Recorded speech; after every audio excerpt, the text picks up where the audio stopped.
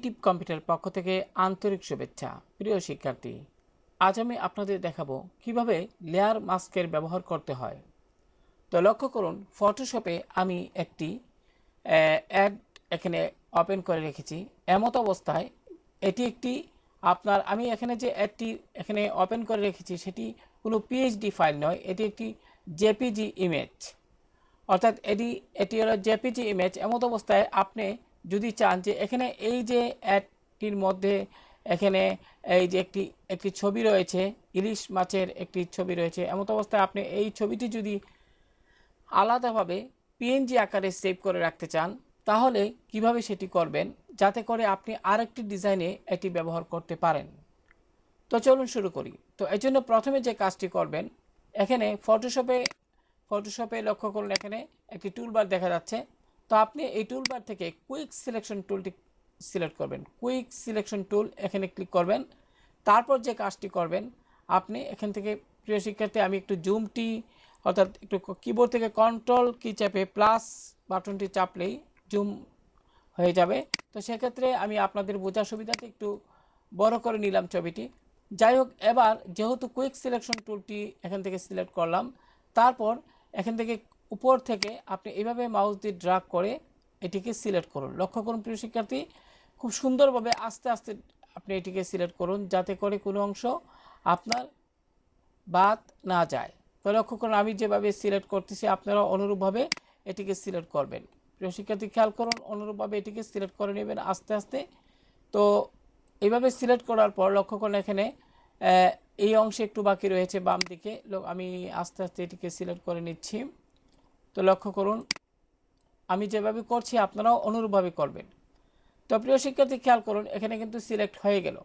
এমত অবস্থায় একটি কথা বলা প্রয়োজন, যদি কখনো দেখেন যে এই যে আমরা এখানে কত সুন্দরভাবে সিলেক্ট করলাম, আমি যদি আপনাদের একটু দেখাই ভালো বোঝানোর জন্য। যেমন প্রিয় শিক্ষার্থী, খেয়াল করুন, আমি এখানে একটু আমি ইচ্ছাকৃতভাবে একটু বাইরের দিকে নিলাম। এমত অবস্থায় আপনি মাইনাসে ক্লিক করবেন। এই যে মাইনাস, এখানে একটু বড় করে আমি যদি একটু দেখাই, মাইনাস আপনি এখানে ক্লিক করলে আপনি কিন্তু এটাকে আস্তে আস্তে ভিতরের দিকে নিতে পারবেন। লক্ষ্য করুন প্রিয় শিক্ষার্থী, আমি ভিতরের দিকে আস্তে আস্তে নিচ্ছি। তো আশা করি বিষয়টি বুঝতে পেরেছেন।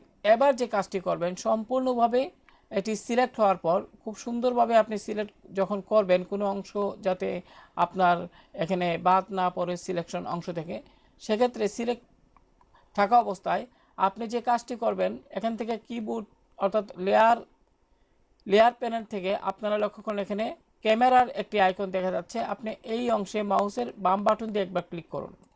তো প্রিয় শিক্ষার্থী, খেয়াল করুন, এখানে এই যে একটি বিজ্ঞাপন ছিল, অর্থাৎ এখানে একটি অ্যাড ছিল, এর পিছনের অংশটুকু কিন্তু সম্পূর্ণভাবে কি আপনার চলে গেল লেয়ার মাস্ক নির্দেশনা দেওয়ার ফলে।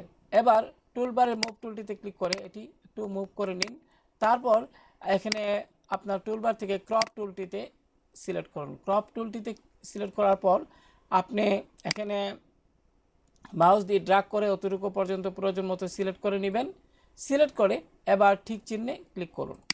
প্রিয় শিক্ষার্থী, এবার এই অংশটিকে আপনি সেভ করবেন পিএনজি আকারে। এর জন্য ফাইল মেনু থেকে সেভ অ্যাজ, তারপর এখান থেকে যে কাজটি করবেন, আপনি এখান থেকে ডেস্কটপ সিলেক্ট করে দিবেন।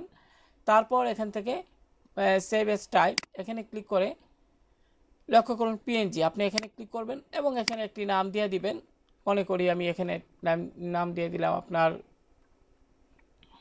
পিএনজি। আমি এখানে নামটা টাইপ করে দিচ্ছি পিএনজি ফাইল। তো ডেস্কটপ সিলেক্ট থাকা অবস্থায় এবার সেভে ক্লিক করুন। তো প্রিয় শিক্ষার্থী, এবার যে উইন্ডোটি আসলো সেক্ষেত্রে ওকে বাটনে ক্লিক করুন। তো হয়ে গেল প্রিয় শিক্ষার্থী। এবার যদি আমি উইন্ডোটিকে অর্থাৎ ফটোশপ উইন্ডোকে আমি একটু মিনিমাইজ করি, লক্ষ্য করুন আমার কম্পিউটারের ডেস্কটপে কিন্তু সেভ দেখা যাচ্ছে। লক্ষ্য করুন, এটি কিন্তু এখন আলাদাভাবে পিএনজি আকারে সেভ হলো। তো এখন কিন্তু এই যে এটি সেভ হলো, এটি কিন্তু যে কোনো ডিজাইনে আপনি ব্যবহার করতে পারেন ছবিটিকে।